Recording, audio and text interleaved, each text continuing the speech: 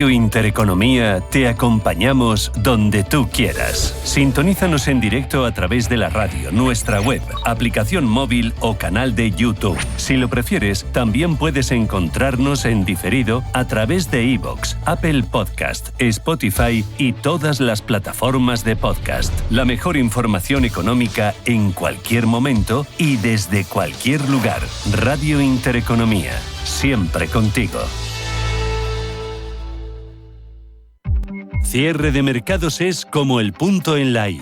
Un programa que deja las cosas en su sitio. Hola, te habla Javier García Viviani. A las 3 de la tarde comenzamos a Cierre de Mercados en Radio Intereconomía. La mejor manera de estar informado de toda la actualidad económica. Di que nos escuchas.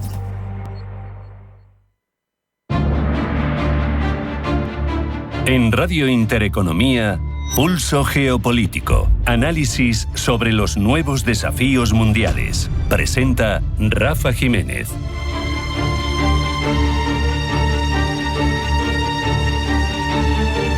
Bienvenidos a Pulso Geopolítico. Sabemos que las tensiones entre Israel e Irán escalan, lo vienen haciendo en las últimas semanas, hasta límites que hacen temblar los equilibrios estratégicos de una zona especialmente delicada como es Oriente Medio. Las recientes campañas israelíes sobre posiciones militares nucleares iraníes han provocado represalias de Teherán con misiles y drones, y frente a ello la pregunta de calado, la que se cierne en el horizonte, es política y existencial. ¿Cuándo acabará Estados Unidos entrando en combate directo del lado de Israel?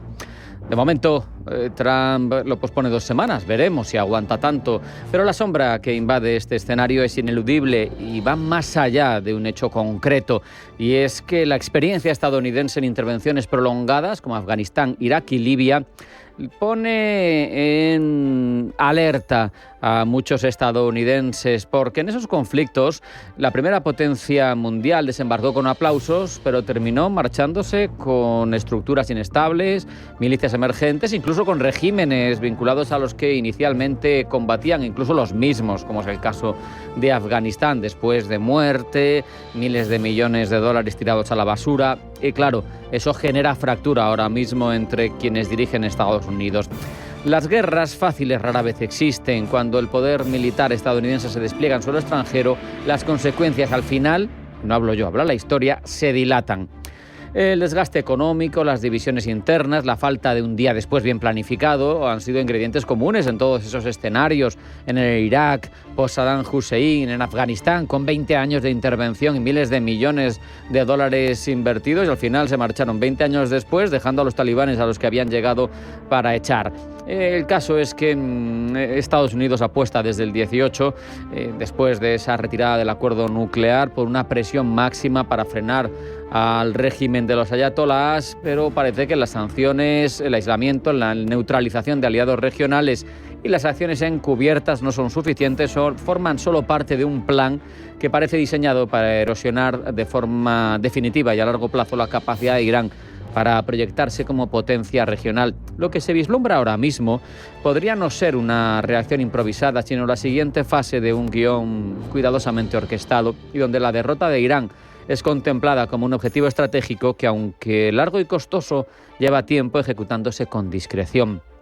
Y es que, más allá de lo práctico, hay incluso una dimensión emocional que es imposible ignorar. Esa espina clavada por la Revolución Islámica en 1979, aquel episodio que algunos recordarán, con los últimos estadounidenses en suelo iraní huyendo apresuradamente, agachados, porque había un helicóptero en el tejado de la legación diplomática estadounidense en Teherán que los iba a sacar del país mientras la muchedumbre intentaba asaltar la embajada.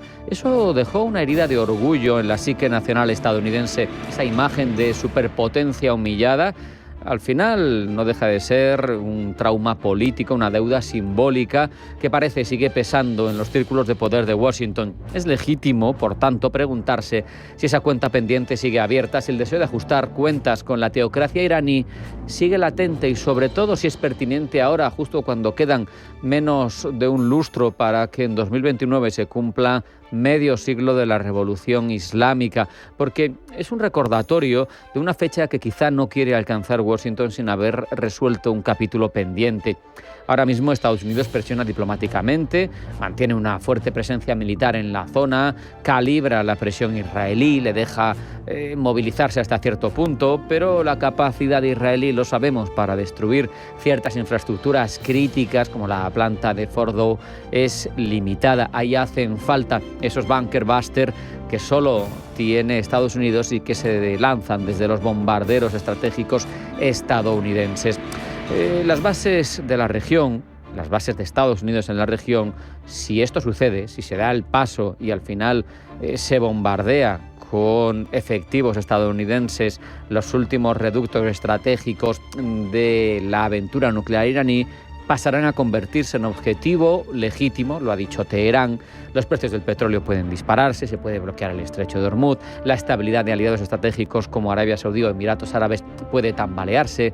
El caso es que puede que estemos ahora mismo, en los días previos, frente al nacimiento de un nuevo conflicto crónico, no de una solución militar limpia, porque, insisto, nos han vendido ese relato tantas veces ya desde Estados Unidos y siempre ha resultado fallido. Estados Unidos se enfrenta hoy a un dilema sin fácil solución. Intervenir junto con Israel para destruir la capacidad nuclear iraní abriría la puerta a una guerra de consecuencias imprevisibles, pero no intervenir puede erosionar la credibilidad estratégica de Washington y permitir que Israel cargue solo con el peso de todo esto cuando no tiene las herramientas suficientes. Eso sí, las maquinarias militares ya están en marcha, despliegues navales y aéreos en el Mediterráneo, presencia militar creciente en bases clave, posicionamiento logístico en Europa. Todo indica que la infraestructura para un ataque a gran escala está lista ya si se toma la decisión. Y la historia, de nuevo, nos demuestra que cuando se prepara el escenario para la guerra, incluso las intenciones más prudentes sucumben a la inercia de esos hechos consumados y de esa preparación. Si lo hemos movilizado ya, ¿cómo no vamos a usarlo? Pero nos preguntamos, ¿se repetirán los errores del pasado? ¿Nos sumergiremos en un nuevo conflicto crónico? ¿O encontrará Washington la capacidad de desescalar y priorizar soluciones diplomáticas, aunque sean incompletas? Veremos, estamos en la antesala de saberlo. Vamos a hacer un alto en el camino, una parada. A la vuelta, los titulares que elabora Blanca el Tronco. No se vayan, porque sigue Pulso Geopolítico en Intereconomía.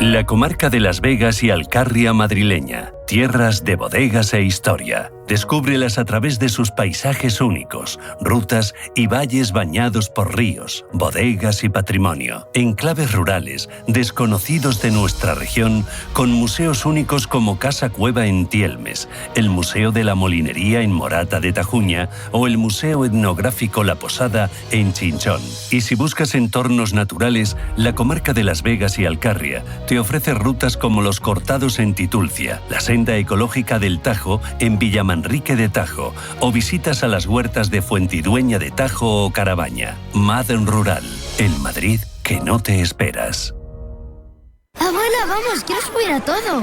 ¿Has visto la altura de ese tobogán? ¡Mola cantidubi! ¿Mola cantidubi? Abuela, necesitas refrescarte. Ahora se dice refréscate, bro. Refréscate, bro. Si aún dices mola cantidubi, necesitas refrescarte. Ven a Acópolis Villanueva de la Cañada. Me gustaría obtener un certificado. ¿Sabe que este trámite puede hacerse online? Solo descargue nuestra app en su móvil. Le pedirá una doble autentificación. Después recibirá un código SMS con una notificación push y listo. ¿Desconectado de las nuevas tecnologías? Conecta con tus gestiones diarias gracias a los cursos de formación digital de la Comunidad de Madrid. Porque hoy la vida es conectar. Financiado por la Unión Europea, Fondos Next Generation, Plan de Recuperación, Transformación y Resiliencia, Gobierno de España, Comunidad de Madrid. Si una persona sale de un punto A por un camino difícil y otra sale de un punto B por un camino más cómodo, ¿se encontrarán? Acompañamos a personas en situación vulnerable desde la infancia hasta el final de su vida. Porque nosotros no creemos en las coincidencias, creemos en las oportunidades. Fundación La Caixa. Solo es progreso si progresamos todos. Radio Intereconomía. Eres lo que escuchas.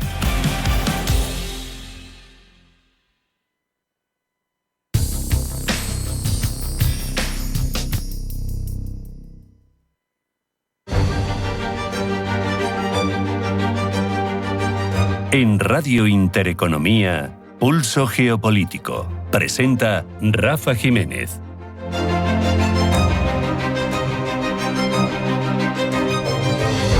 Vamos ya, sin más demora, a abordar lo más relevante de la información geopolítica de esta jornada. Primero, en forma de titulares, que elabora Blanca del Tronco. Blanca, bienvenida, buenas tardes. Buenas tardes. Octavo día de ataques entre Israel e Irán. Ataques que se suceden y que cumplen una semana entre acusaciones mutuas de buscar objetivos civiles y la falta de datos oficiales actualizados sobre el número de muertos y heridos, mientras Irán abre una puerta a la diplomacia con varios países. Hoy en Ginebra, reunión del ministro iraní de Exteriores con sus homólogos de Francia, Alemania, Reino Unido y la Unión Europea, una reunión técnica sobre el programa nuclear iraní. Entre tanto, Irán asegura que no negociará con Estados Unidos. Teherán asegura que Washington ha pedido continuar las negociaciones que mantienen desde hace semanas y ha respondido que no, porque, dice el ministro iraní de Exteriores, ya no hay necesidad de pruebas de que Estados Unidos está involucrado en los ataques de Israel a Irán. Seguimos con el asunto porque el Consejo de Seguridad de Naciones Unidas debate de nuevo la guerra entre Israel e Irán. Guerra a la que podría sumarse Estados Unidos, aunque Washington ha asegurado en las últimas horas que se dará 2 semanas para ver si se involucra o no. Caroline Leavitt, portavoz de la Casa Blanca.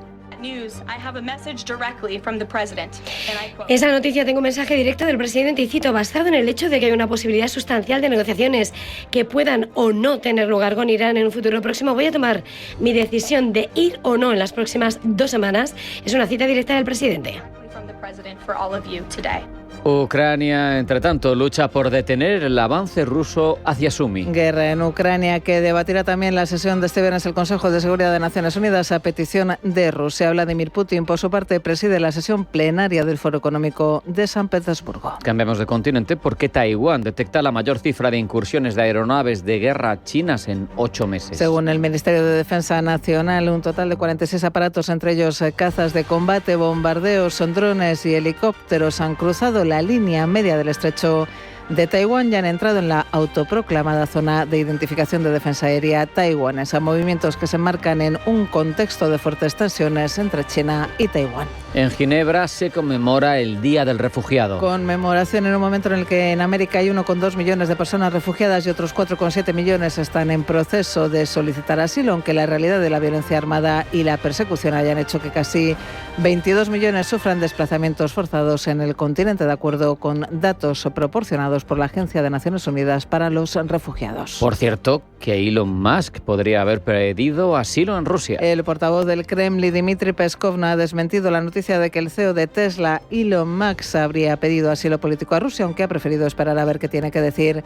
el multimillonario americano para comentar nada. Anteriormente, el vicepresidente de la Duma estatal, Vladislav Davankov, declaraba que el Ministerio de Asuntos Exteriores recibió una solicitud de asilo de Elon Musk. El padre de Musk asistió al foro Future 2050 en Moscú a principios de este mes.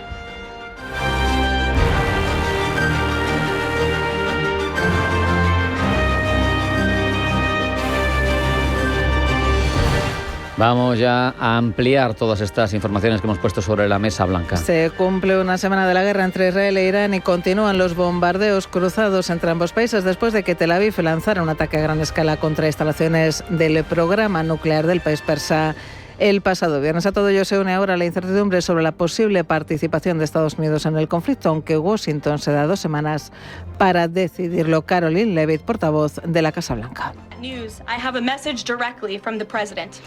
Esa noticia, tengo un mensaje directo del presidente y cito: basado en el hecho de que hay una posibilidad sustancial de negociaciones que puedan o no tener lugar con Irán en un futuro próximo, voy a tomar mi decisión de ir o no en las próximas 2 semanas.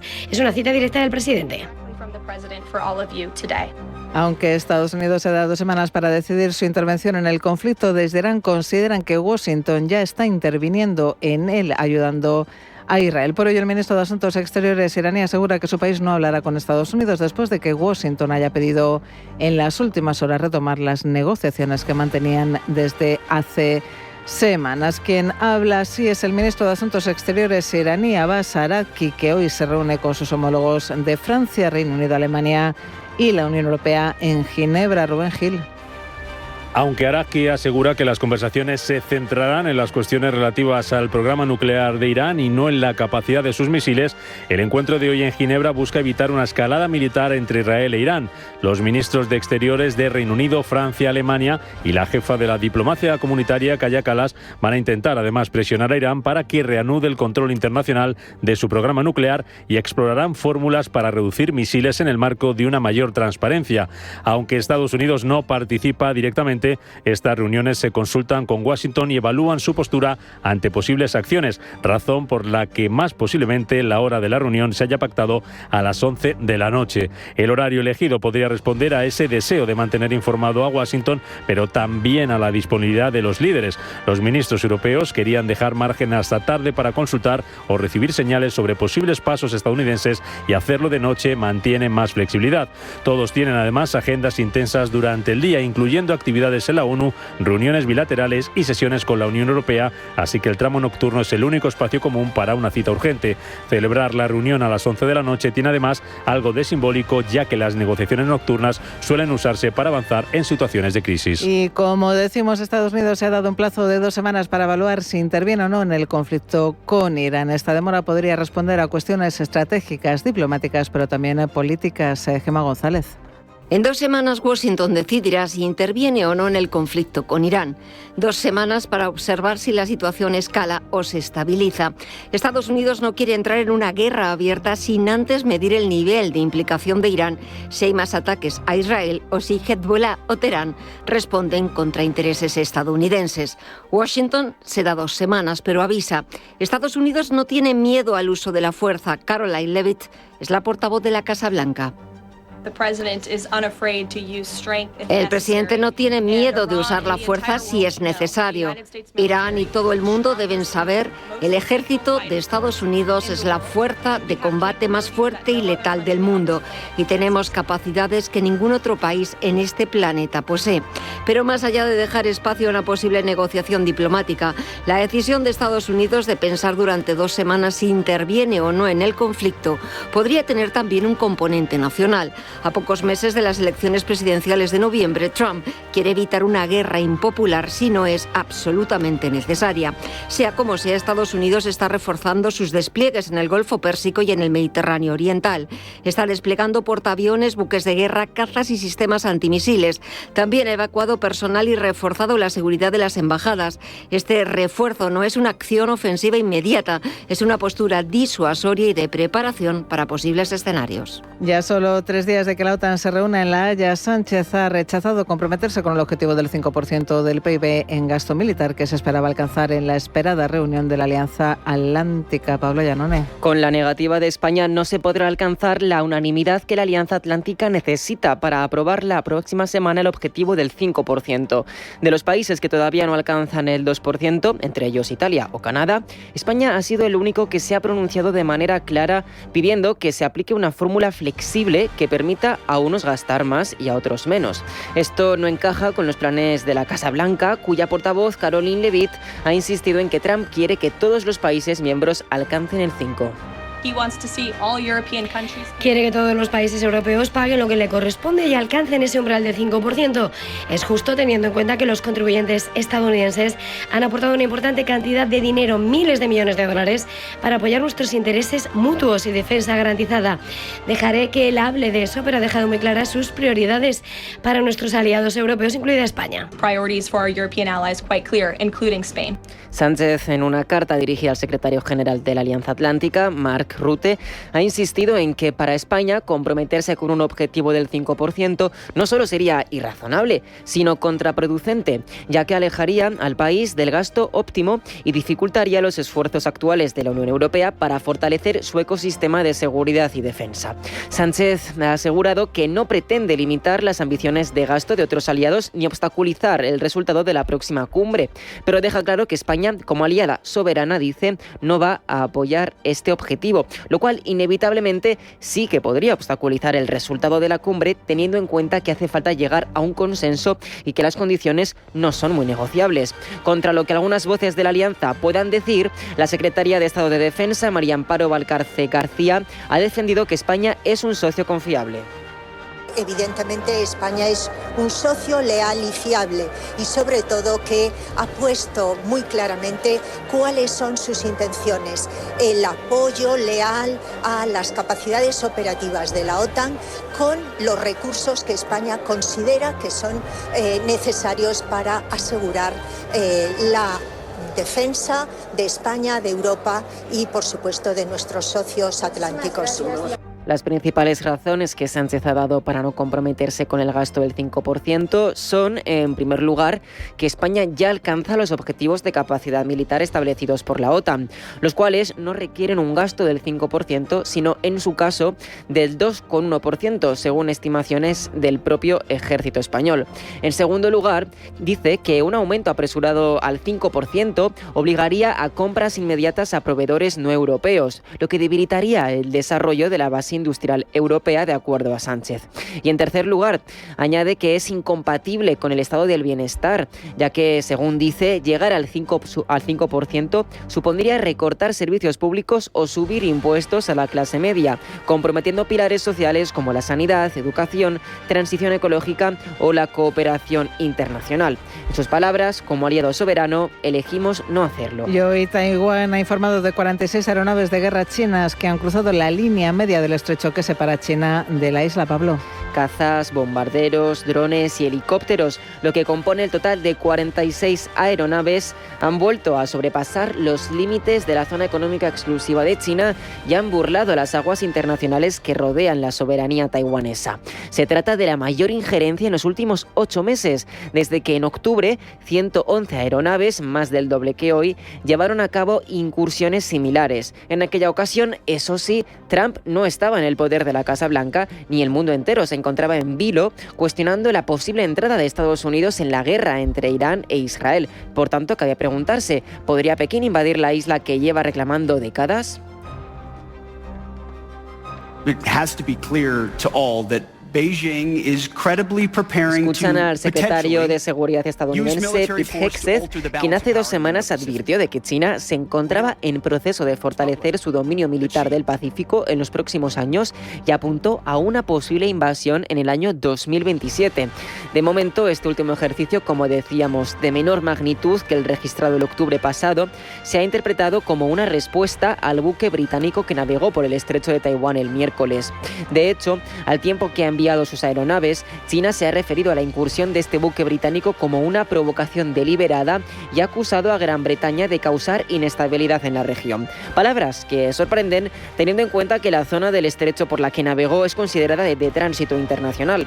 Taiwán se ha aferrado a este dato y ha celebrado la navegación del buque británico, asegurando que cumple con el derecho internacional y sugiriendo que China, sin embargo, no.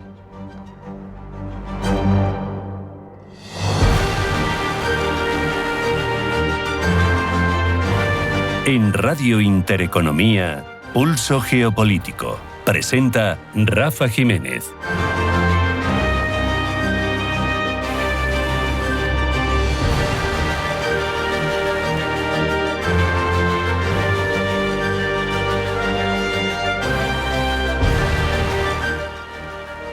Vamos ya con el repaso de las cabeceras internacionales, con el que hacemos un ejercicio de visión de sesgos según país, según la propia orientación política de cada cabecera, aglutinándolos en torno a noticias. Una labor compleja que desarrolla para nosotros Pablo Llanone. Pablo, bienvenido, buenas tardes. Buenas tardes. La prensa internacional nos mantiene informados a cada momento de esos avances, tanto bélicos como diplomáticos, en la guerra entre Israel e Irán. El New York Times destaca que Europa impulsa la diplomacia mientras Trump aplaza la decisión sobre entrar en guerra con Irán. El ministro de Exteriores de Irán, como ya saben, lo hemos contado, se reúne este viernes con sus homólogos europeos, mientras el presidente Trump ha declarado que dará una oportunidad a la vía diplomática, frustrando, dice New York Times, las expectativas de Israel de una intervención inmediata por parte de Estados Unidos. Por su lado, el Wall Street Journal nos informa de que la guerra de Israel contra Irán cuesta cientos de millones de dólares al día para Jerusalén. El mayor gasto corresponde a los interceptores necesarios para derribar misiles iraníes entrantes. Por sí solos, estos interceptores pueden costar desde decenas de millones hasta 200 millones de dólares diarios, según dicen algunos expertos. A estos se suman los costes de munición, aeronaves y los daños sin precedentes en infraestructuras. Algunas estimaciones además apuntan a que las labores de reconstrucción o reparación podrían costarle a Israel al menos 400 millones de dólares. Venimos a este lado del Atlántico, en concreto a las Islas Británicas. Allí The Guardian prefiere abordar con otro sesgo el asunto. Nos cuenta que aunque el ataque de Israel ha expuesto la falta de poder militar de Irán, el conflicto aún podría inclinarse a favor de Teherán. Y volvemos a hablar precisamente de los interceptores israelíes, ya que son una cuestión que, dice The Guardian, es bastante acuciante. Su disponibilidad, cuántos interceptores tiene Israel, es una preocupación que se intensifica tras un informe de The Wall Street Journal. En él se cita a un funcionario estadounidense anónimo afirmando que Israel se está quedando sin reservas. Aunque los niveles de stock son confidenciales, se considera improbable que Israel haya lanzado un ataque contra Irán sin contar al menos con suficientes interceptores, según su propia evaluación del riesgo. Aún así, la fabricación de misiles defensivos avanzados lleva tiempo, un problema ya evidenciado en Ucrania, dice The Guardian, donde Rusia sigue lanzando más misiles de los que Kiev puede interceptar. Nos vamos hasta China. Allí reflexionan sobre un escenario que es hipotético, pero posible. South China Morning Post se pregunta qué pasaría, Pablo, si cae el líder supremo de Irán. Y es que la oposición iraní se encuentra dividida y no hay garantías de que los nuevos gobernantes, aquellos que están exiliados y podrían volver, sean menos duros, según algunos analistas. Los líderes europeos, además, están marcados todavía por esas secuelas de la invasión liderada por Estados Unidos a Irak en 2003 y también la intervención liderada por la OTAN en Libia en 2011. Recordemos que ambos casos resultaron en la eliminación de los dictadores Saddam Hussein y Muammar Gaddafi, pero también vinieron años de sangre y caos en ambos países. Cambiamos el foco, nos centramos en el Pacífico, lo atendemos a través de Le Monde. El rotativo galo nos dice que Taiwán detecta 74 aviones militares chinos en 30 horas alrededor de su territorio. Las incursiones se producen 2 días después de que un buque patrullero de la Armada Británica navegase por el estrecho que separa Taiwán y China, lo cual ha enfurecido a Pekín, que lo considera, como ya saben, su soberanía. ¿Cómo lo afrontan desde Japón? Pues allí nos cuentan sobre la reacción de China ante la presencia de la flota británica en el estrecho de Taiwán. The Japan Times nos recuerda que Pekín califica el paso del buque como un intento de provocar problemas. Mientras el gobierno de Taipei, como ya saben, ha ordenado intensificar la vigilancia en respuesta a las actividades militares chinas. La lupa informativa prosigue su escrutinio en Asia, Pablo. A diversos medios han llegado noticias en torno a la India. The Guardian informa de que Nueva Delhi deporta ilegalmente a ciudadanos musulmanes a punta de pistola hasta Bangladesh. Se teme que la represión contra los denominados forasteros esté provocando una persecución generalizada, al mismo tiempo que Bangladesh también expulsa a indios de sus fronteras. Mientras, en el canadiense y conservador National Post nos cuentan que India sigue representando una amenaza de interferencia extranjera para Canadá a pesar de la diplomacia renovada. Según el informe anual del Servicio de Inteligencia de Seguridad de Canadá, los funcionarios indios y sus agentes en el país norteamericano participan en una serie de actividades que buscan influir en las comunidades y los políticos canadienses. El informe añade que la reelección del primer ministro indio Narendra Modi significará que el curso político de la India seguirá la agenda política nacionalista hindú implementada desde que Modi fue elegido por primera vez en 2014. Y mientras, desde Estados Unidos, el New York Times se fija en la contraparte india. Mira hacia Pakistán, donde se está llevando a cabo una campaña polémica de persecución con drones. A medida que la seguridad interna del país se deteriora en medio de una creciente militancia islamista y una sangrienta insurgencia separatista, los funcionarios pakistaníes han recurrido cada vez más a los drones para vigilar y atacar a los militantes, especialmente aquellos que operan en áreas remotas cerca de Afganistán.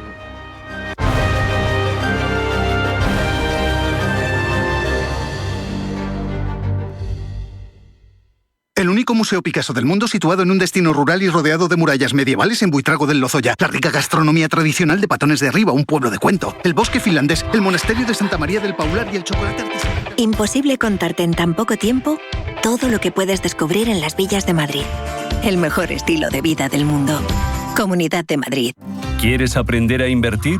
En Banco Big ponemos a tu disposición una demo de nuestra plataforma de broker con 100.000 euros ficticios para que practiques tus inversiones a tiempo real y sin condiciones. Entra en bancobig.es y descúbrela. Banco Big. Nos mueven tus valores. Vuelve Uclés es Música en su tercera edición. El 28 de junio, el Monasterio de Uclés recibe a un referente del rock en español, Andrés Calamaro, quien deleitará al público con las mejores canciones. Descubren células madre. Arranca 1995. Llega la inteligencia artificial. La sociedad avanza y la publicidad con ella. Por eso en Autocontrol, anunciantes, agencias y medios, llevamos más de 30 años evolucionando para seguir cuidando de que la publicidad que recibes sea leal, legal, honesta y veraz. Autocontrol. Por una publicidad responsable. Radio Intereconomía es la mejor plataforma para dar a conocer, relanzar y poner voz a su empresa. Nuestro equipo comercial le asesora para conseguir sus objetivos. Contacte con nosotros en el 91 999 21 21 o escribiendo a comercial@intereconomía.com. Radio Intereconomía, la radio de las empresas.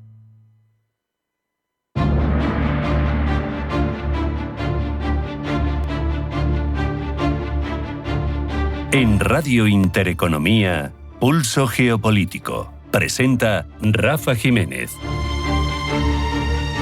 Cualquiera que sea mínimamente aficionado a la historia ha escuchado hablar del Imperio Otomano, que trajo por la calle de la amargura a las monarquías occidentales durante siglos, que llegó a estar a las puertas de Viena en el siglo XVII y que tuvo presencia en suelo europeo hasta prácticamente el siglo XX. Si nos trasladamos al momento actual, vemos en Ankara un sistema presidencialista con cada vez menos peso del Parlamento y el segundo ejército más grande de la OTAN, además de una aspiración de reverdecer viejos laureles. De ello hablamos ya con Jesús Gil Fuensanta, profesor del Máster en Seguridad Internacional de la Universidad Internacional de La Rioja. Jesús, bienvenido, buenas tardes. Buenas tardes. Hablamos de algo que viene a llamarse neootomanismo. Parece que se consolida como una corriente política dominante en Turquía en los últimos tiempos. ¿Cómo definimos esa ideología y sus fundamentos?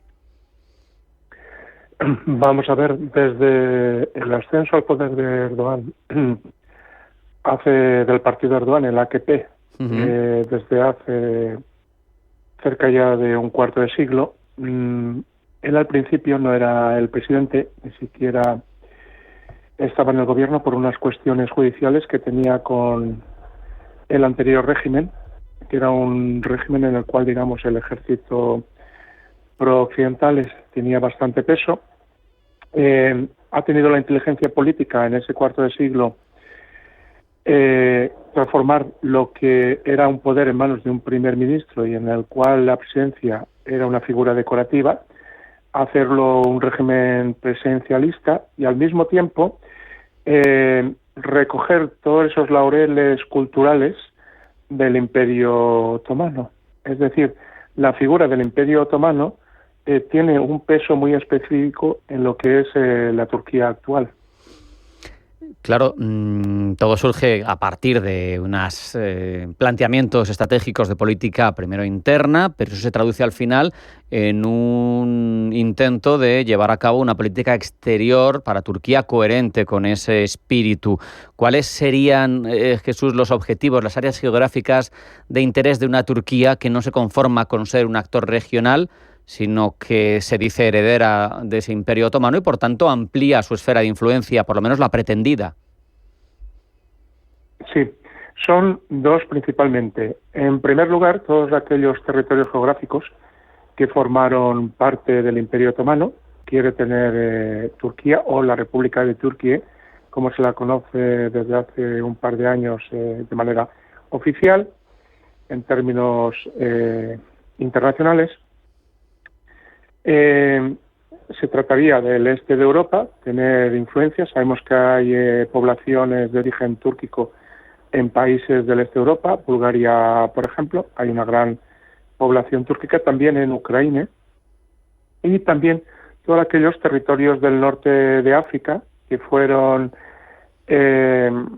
digamos, sultanatos semi-independientes que rendían pleitesía, en los cuales entran bastantes países del Magreb.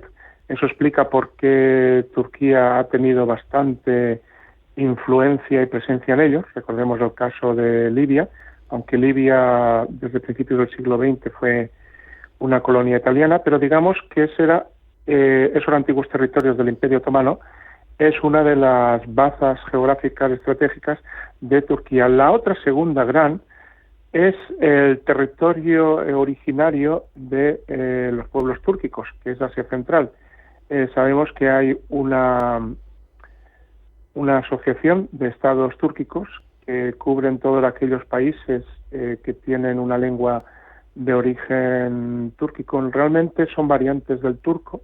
En Turquía se habla un turco, pero, por ejemplo, en Uzbekistán y en Turkmenistán se hablan lenguas de raíz túrquica que, a grosso modo, se pueden entender uno que hable las respectivas lenguas. Curiosamente, esta asociación está muy activa también, es de tipo pacífico, aunque por otra parte Turquía, respecto a los términos geográficos que hablábamos del Imperio Otomano, sí ha tenido presencia de ayuda militar estos últimos años, como sabemos, en escenarios como por ejemplo la guerra en Siria o la guerra en Libia. Uh-huh. También, en este caso es mucho más cercano, Jesús, pero me llama la atención la relación establecida con Azerbaiyán, en detrimento, en este caso, de un pequeño país como Armenia, que se está llevando la peor parte, que al final vuelve a producirse una sintonía entre dos países con una raíz túrquica, ¿no? Aliyev y Azerbaiyán, Erdogan y Turquía, intentando pues el corredor de Zangezur para trasladar petróleo, intentando al final hacer comunidad turca. Sí, pero con algunos matices importantes, los siguientes. Turquía, la República de Turquía, con sus casi 90 millones de habitantes, tiene bolsas importantes de ciudadanos que no son musulmanes sunís, pero es un país mayoritariamente suní. En cambio, la República de Azerbaiyán es un país chií, pero laico, no tiene ningún tipo de relación con la República Islámica de Irán. De hecho, son enemigos geopolíticos, hasta el extremo, y ahí está interesante, a diferencia de lo que ha dicho en los últimos días el presidente Erdogan, el presidente de Turquía, en contra de las operaciones militares de Israel en Irán y ese apoyo no tan velado que ha hecho a Irán por parte de él, a diferencia de eso, como digo, la República de Azerbaiyán es pro-israelí. Israel es uno de los grandes aliados militares de ellos, aparte que gran parte de lo que es la energía que recibe Israel, la recibe vía originaria de Azerbaiyán, y esto es muy interesante porque la República de Armenia, hasta no hace mucho, ahora actualmente con el presidente Pashinyan no es así tanto, pero ha sido tradicionalmente un aliado de la República Islámica de Irán. Puede llamar la atención que un país mayoritariamente cristiano lo sea partidario de Irán, pero ya digo que en los últimos tiempos con el presidente Pashinyan, que se ha volcado más hacia Estados Unidos, no es así. Me gustaría también que nos hablaras sobre las posibles fricciones que puede tener esta estrategia con, por ejemplo, otros países europeos o la Unión, cuando ha optado o cuando optan por una vocación expansionista, por ejemplo, en el Mediterráneo Oriental, explorando recursos en aguas disputadas, en algo que viene a lo que digo, a tener fricciones con colectivos con los que, en principio, bueno, pues tendría que llevarse bien, al menos en lo geopolítico, ¿no? Sí, ahí quizás sea el gran talón de Aquiles que tiene el expansionismo, que le ha estado saliendo muy bien a Turquía.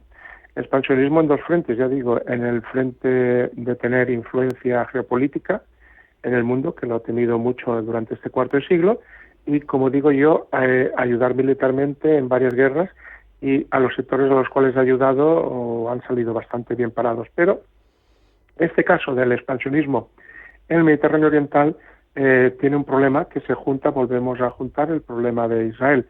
Tenemos a Grecia, que a diferencia de hace unos 30 años, que hubo una época que se llevaba bastante bien con Turquía, en los años 90, estaba muy cercana, incluso se propusieron mutuamente para el Nobel de la Paz cuando aquellos terremotos tuvieron a finales de los años 90 entre Estambul y la zona del mar de Mármara y Atenas. Independiente de ello, se han vuelto a enemistar. Grecia, uno de los países que salió del Imperio Otomano en el siglo XIX, y Grecia es un gran aliado de Israel. Entonces ahí volvemos a tener un problema que yo veo que se incrementará porque esas palabras, por ejemplo, que ha dicho, vuelvo a ellas, el presidente Erdogan, de equiparar a Hitler al primer ministro israelí, a Netanyahu, no sienta nada bien. Todos sabemos que en el mundo israelí y judío no sientan bien equiparar al nazismo por todo lo que tiene que ver con la Shoah, por todo el exterminio. Entonces son palabras bastante fuertes y que creo que pueden traer una cola en el futuro, más fricciones.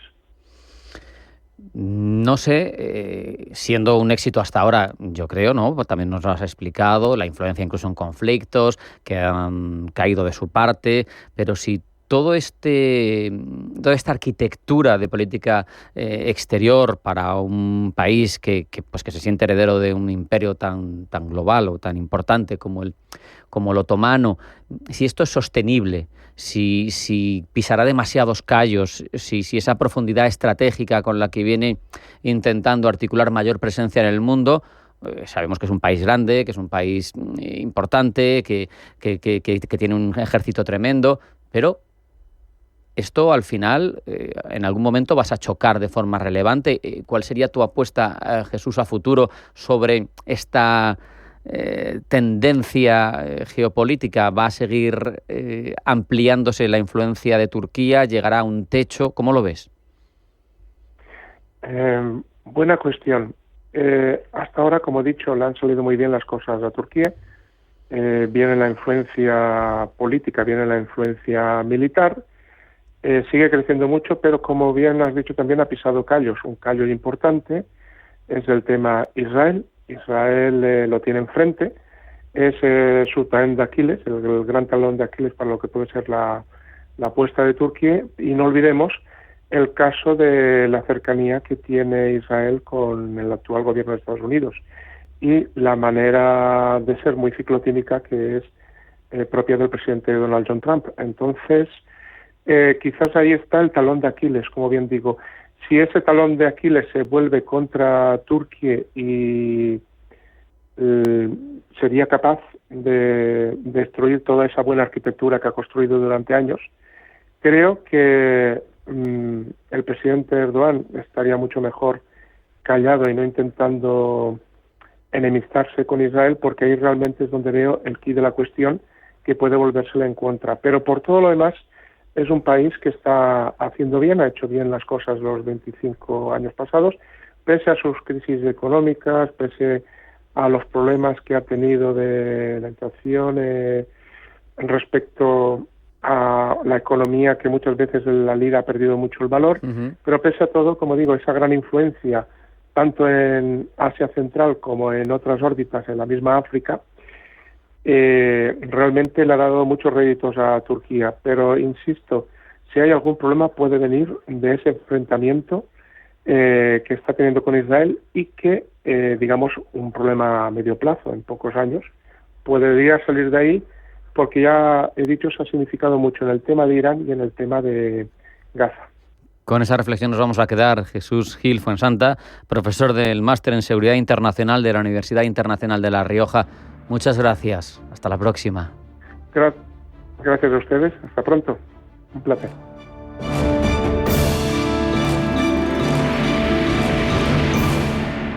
Me he hecho una cuenta. ¿Qué cuenta? La que me sale a cuenta. ¿Qué me cuentas? Te cuento que el primer año te da un 3% TAE hasta un saldo de 20.000 euros solo por domiciliar la nómina. No tiene comisiones y la contratas desde el móvil. Pero cuéntame más. Es la requete cuenta digital de Unicaja. Eso está requete bien, ¿no? Y con más requete ventajas en unicaja.es. Date prisa y ábrela antes del 31 de agosto. A esta cuenta le corresponde un nivel de riesgo 1 color verde, siendo 1 el menor y 6 el mayor. Entidad adherida al Fondo de Garantía de Depósito Español. Garantía capital 100.000 euros por depositante entidad. 3% TAE, 2,967% TIN. Liquidación trimestral de intereses. Mar Azul, la fuerza del azul para tu cuerpo. Rico en ficocianina, un poderoso antioxidante que refuerza tu sistema inmunológico y te llena de energía. Menos cansancio, más vitalidad, más defensas. Bébelo cada día y siente la diferencia. Mar Azul, el impulso natural que tu cuerpo necesita. Encuéntralo en Sol Naturaleza o llamando al 91 31 31 409.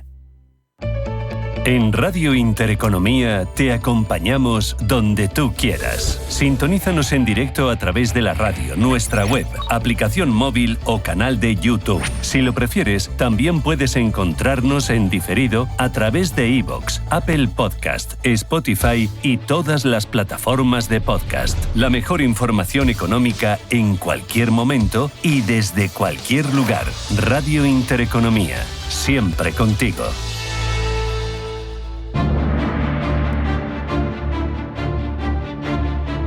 En Radio Intereconomía, Pulso Geopolítico.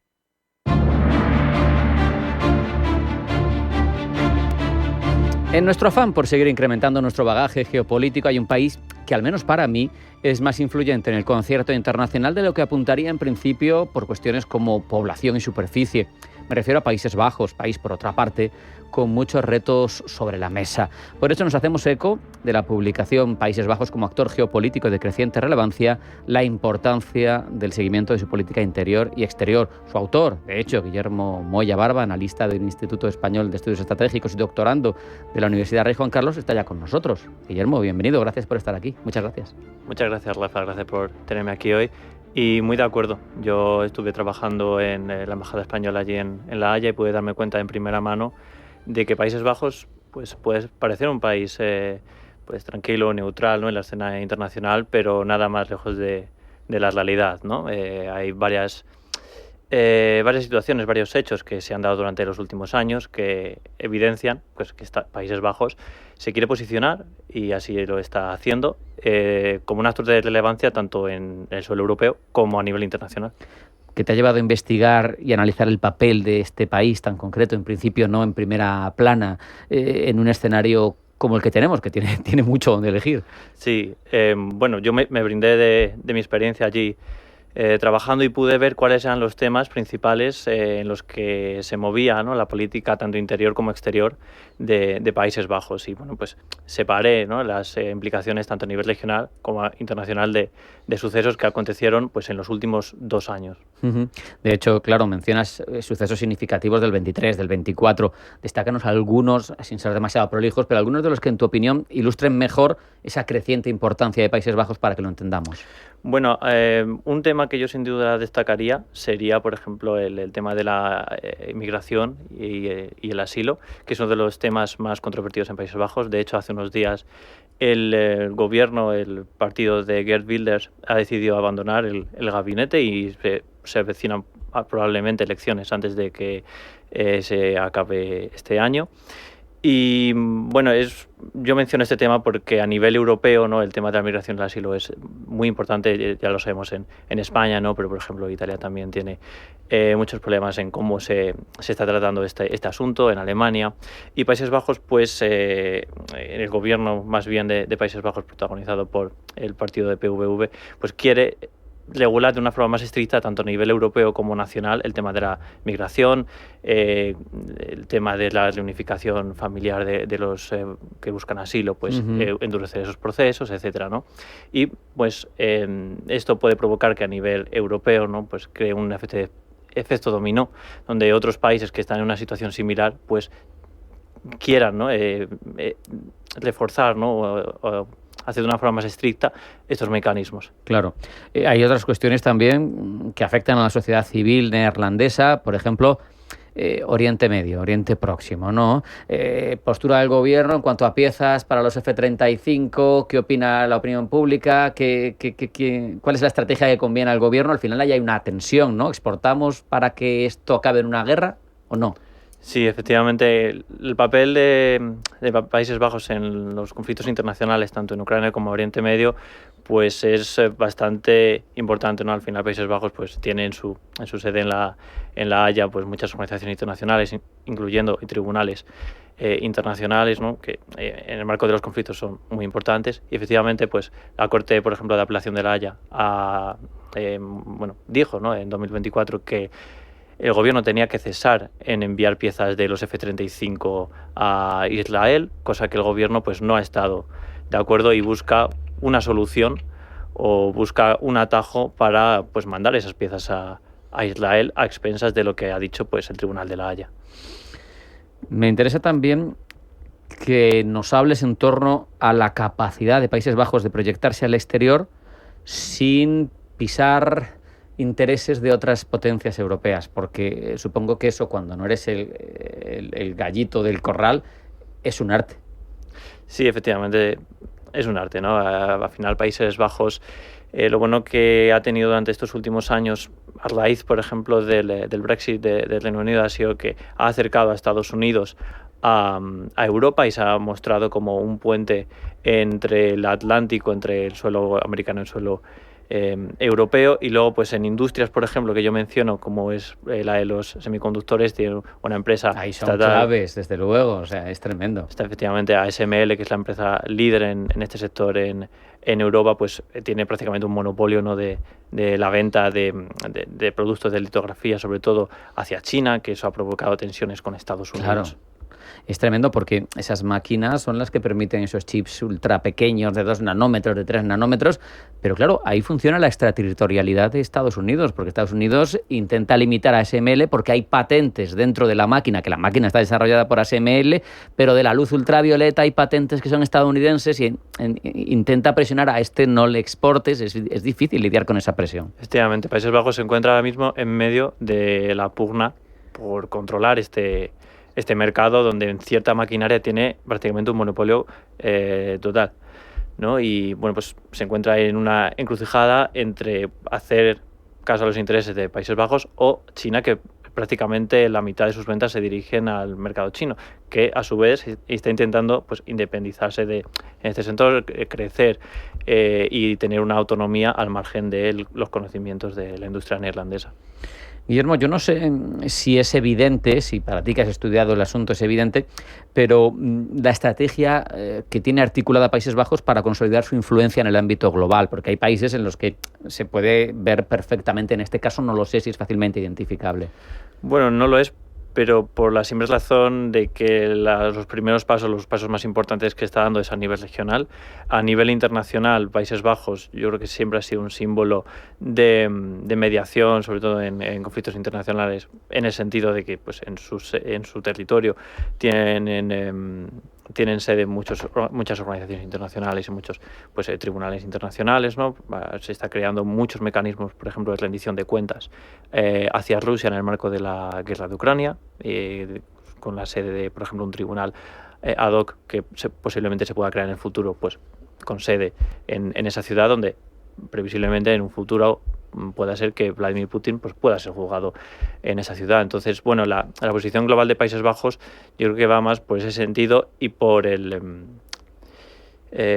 industria en las que tiene más influencia, como es básicamente la de los semiconductores. Es curioso porque a mí me da la sensación, no sé si estoy en lo cierto, de que habiendo sido una potencia colonial que utilizó el colonialismo desde una óptica fundamentalmente económica, es decir, tenía esa compañía de Indias Orientales, como se llamara exactamente, que tuvo actuaciones controvertidas, muy controvertidas en muchos territorios de Asia.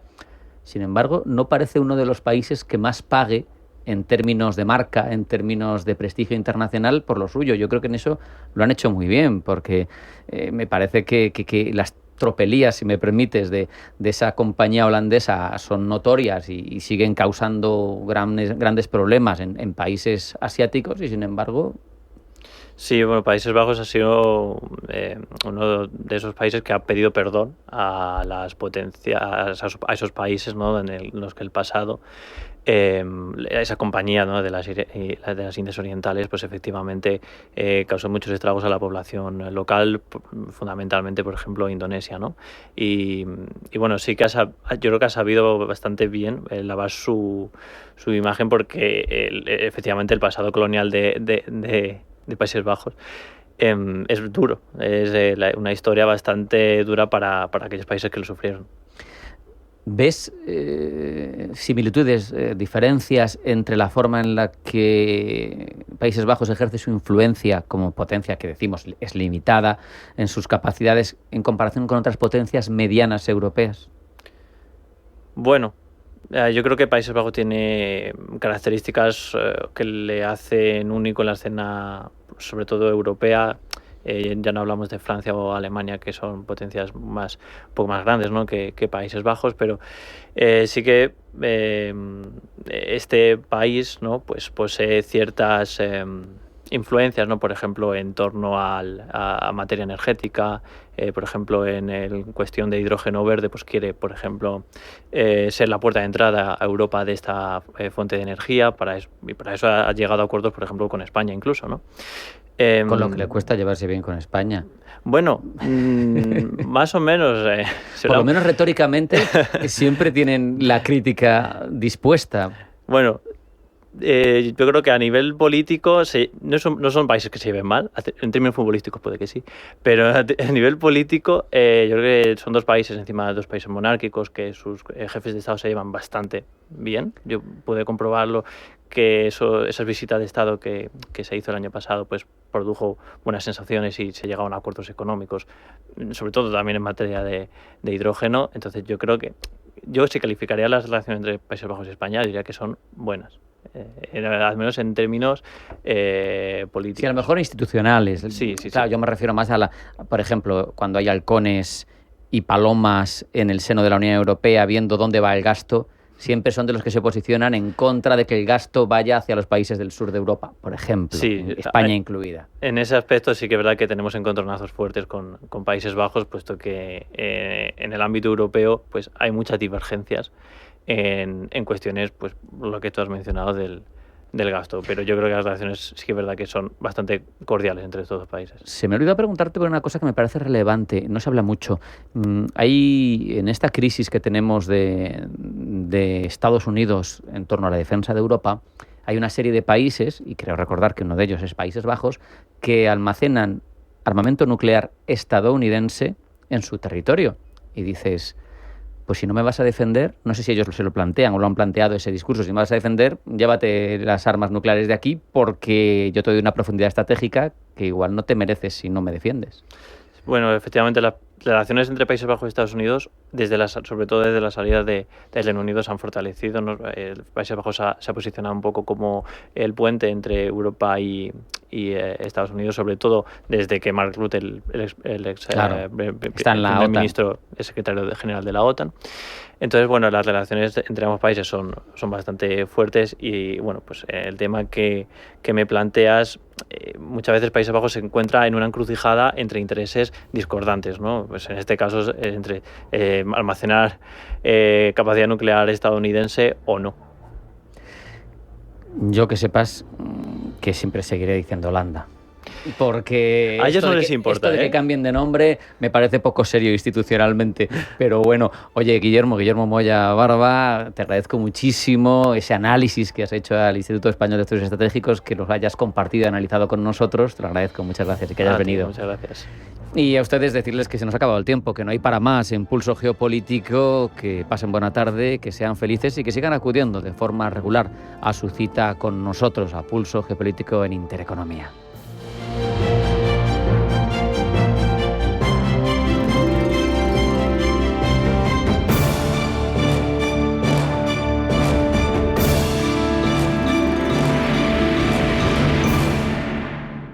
Motores a tope, velocidad al límite. Llega Fórmula 1, la película, el 27 de junio a Cine Yelmo. Vívela con toda la adrenalina en Cine Yelmo. Pantalla gigante, sonido brutal. Entradas ya a la venta en la app o en yelmocines.es. Recuerda, Fórmula 1, la película. Estreno 27 de junio en Cine Yelmo. ¿Eres un profesional del sector sanitario? Llega Gaceta de Salud, la nueva revista especializada con lo último en actualidad, innovación, pacientes, regulación, laboratorios, especialidades, hospitales y mucho más.